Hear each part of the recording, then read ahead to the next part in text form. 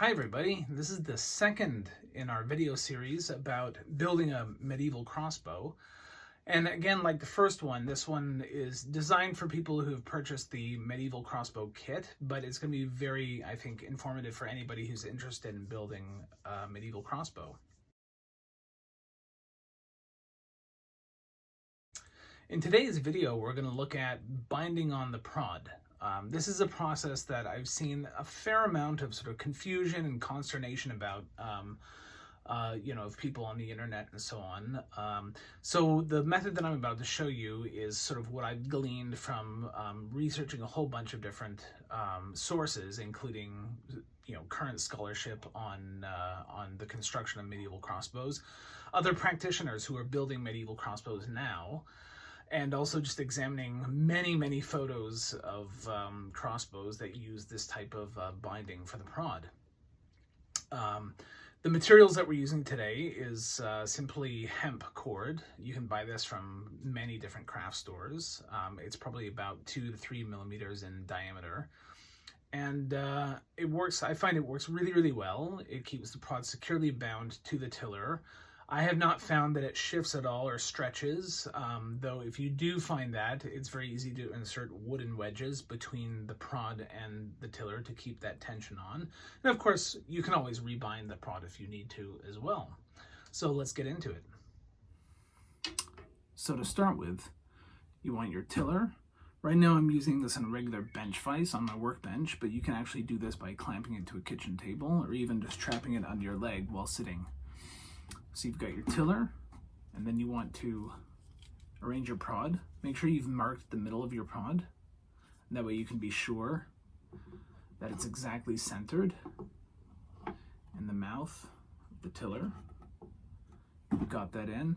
The next, you want your block and your stirrup. So you've got everything lined up. So you want to take about 10 meters of your hemp cord. Now what I like to do before I start binding is I like to rub the cord down with beeswax.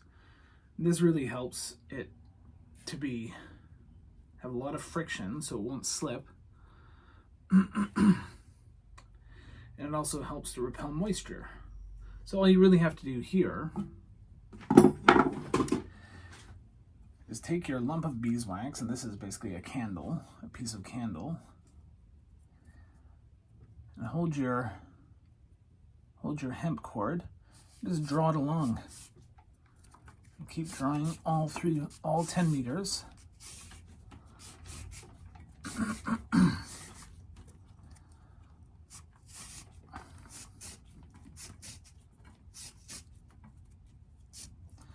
And then go back the other direction, and then make sure that you have a good coating of beeswax over the whole length of the cord. Now with raw hemp like this, you'll find sometimes there's little lumps and bumps where they've spliced together different sections of hemp. So you just have to pull those through, and that's that. And so now you'll feel, after you've done that, that it's slightly sticky. And I just find that really helps as you're binding on the prod. It helps to keep things from slipping around, and again helps to repel moisture and humidity. Right, so starting with your 10 meters of hemp cord, you're going to want to go through the bridle block, the bridle hole in the tiller, and pull through about 3 meters. It's about 3 arms lengths, give or take.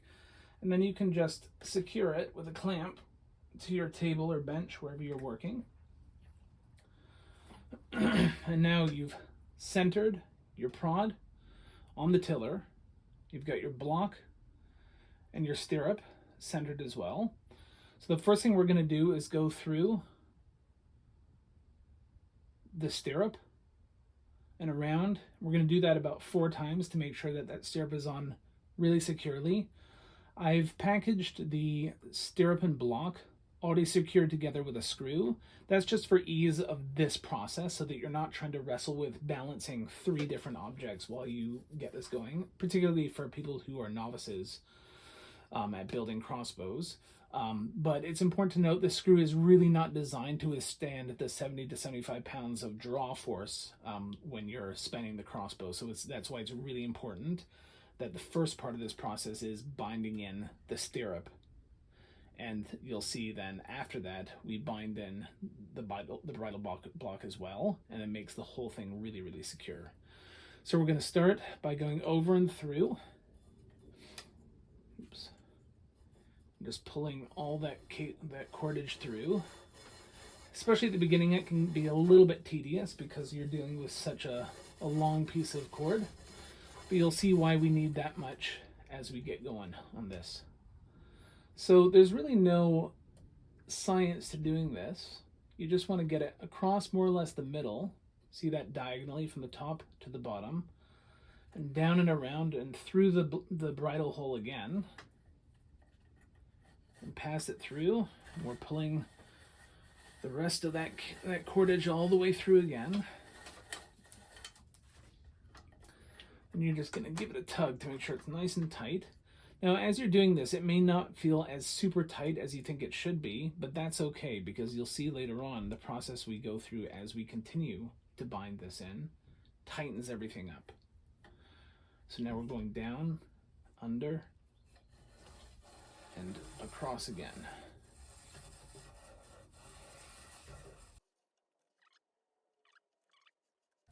And we're going to do this about 4 times to have a really good secure connection of the stirrup to the prod and tiller.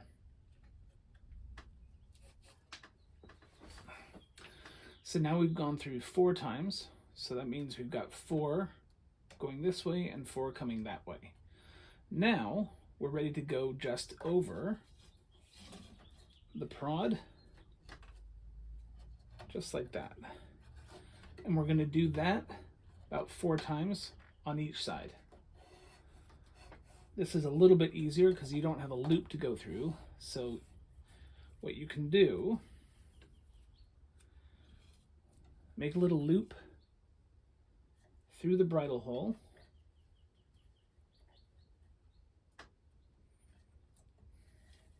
And take that same loop, just go over the end of the prod and the block, and then tighten it up. And that way you don't have to pull through miles of hemp cord every single time like we did while doing the stirrup. So that's 1 on each side. So just repeat that another 3 times on each side. Again, try to keep the tension up as well as you can. Also keeping in mind that all of these strands are all going to be wrapped together afterwards, which will tighten everything up super solid. So now you can see we've gone, as we said before, 4 times crisscrossed over the center of the stirrup. And then we've gone 4 times around the bridle block alone. This prod is not going anywhere. Already it's quite tight. And then as soon as we do the rest of the binding, this thing is going to be rock solid. So let's get on to the final step. Now, doing this part can be a little bit tricky. I find the best tools to use for this, I've seen about 3 different methods for doing this. Using a crochet hook like this one. Where is it? There it is. Or using a piece of wire wrapped around a stick for the handle. I've also seen just taking a piece of pipe and putting it on the end and just bashing it down. And then that acts as a sort of stiff threading needle that you can use for this part. Personally, I like the crochet hook method and also the wire method. So let's get into this. So we're going to take the loose end that we finished with, And we're going to thread it around and around and around about halfway. And once we're done with that, we're going to start doing a figure 8 pattern, over and under and over and under when it gets to this wider part here. So to get it through and underneath for this first pass, we need to basically bring this bundle of cords out from the tiller just a little bit so we can fit the end of the cord through. So again, with the crochet hook, you can push that through. Pencil works well too, but it'll also leave marks under your tiller, which is suboptimal. Sometimes it's a bit hard to get it right underneath. An awl is very handy in this case too. An awl can just push it out just enough to feed through. There. And that just separates it a little bit. And then all you need to do is put a loop of cord around. And here it comes. So I find for this first half, roughly 8 to 10 loops will do the job. So once you've got one through, it's usually pretty easy to push your crochet hook through. Just take a loop of cord. And what I like to do after I've looped the cord on, I turn it in, and that way it'll just keep it from slipping out because it traps it between the crochet hook and the tiller. There. That's another one. And here you can see I'm really pushing and pulling it tight. Don't use your 100% strength as tight as you can, because that can actually sometimes break this hemp cord, which one strand alone, it's strong, but it's not going to withstand, hundreds and hundreds of pounds, but collectively together, it's very, very strong. Loop, turn, pull it through, and pull the end through. Make sure that's nicely stacked up there and give it a good cinch. And just keep that on going.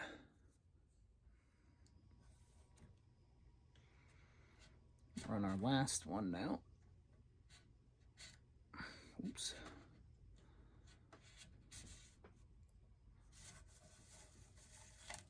Remember, just push that loop up before you pull it tight so it's stacked up nicely on the other ones. That's that. Now we're ready to start on the crisscrossing, which is a little bit trickier. So you want to insert your crochet hook halfway so you can see the end in the space there. Take your loop, and then you can just sort of trap it like that, turn it towards the tiller, and pull it through.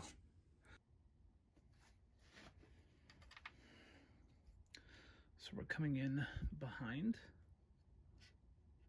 See a little hook there. Take your loop, and you've got it around the crochet hook. And you're turning it and pulling it through. And again, crochet hooks you can get pretty much at any craft store.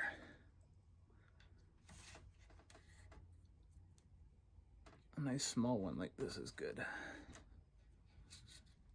You can even make one yourself. This one, I believe, is made out of bamboo. You can see it's creating this nice pattern. There's a little cleft there, which will carry on. So with this part of the process, you want to carry on till you're almost right at the prod. Traditionally, they would go right up to the prod, which is tricky.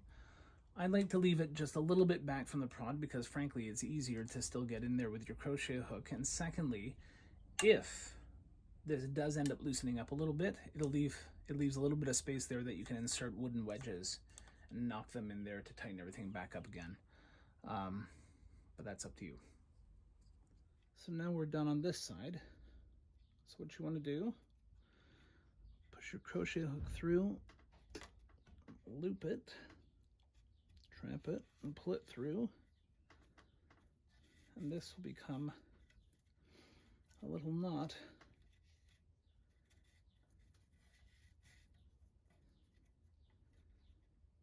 So you pull through a loop, Pull the end through. Tighten that down. Get in tight. And then that loose end, we're going to cut off. And we're going to take our crochet hook that we just dropped on the floor, and we're just going to push that loose end in behind this tight bundle. And you'll find it's very tight indeed. And that is going to keep the whole thing secure. So that's one side done. You're going to do this on the other side as well, and that'll be a job done. Right, and there we have it. A successfully bound crossbow prod done in the traditional method. Now, this is the way I do it, and I'm pretty sure it's accurate, but I can't be 100% sure that. So if you know of a more accurate way to do this, please let me know in the comments. I'm always interested in learning more about this stuff, how it's done, and so on. And the way I learned was just the way you're learning right now, looking around on the internet, reading books, and so on. So thank you very much for joining me. In the next video, we're going to basically put this whole thing together. We're going to string the prod. We're going to put the trigger in. We're going to put the nut in. And then we're going to test shoot it. See you next time.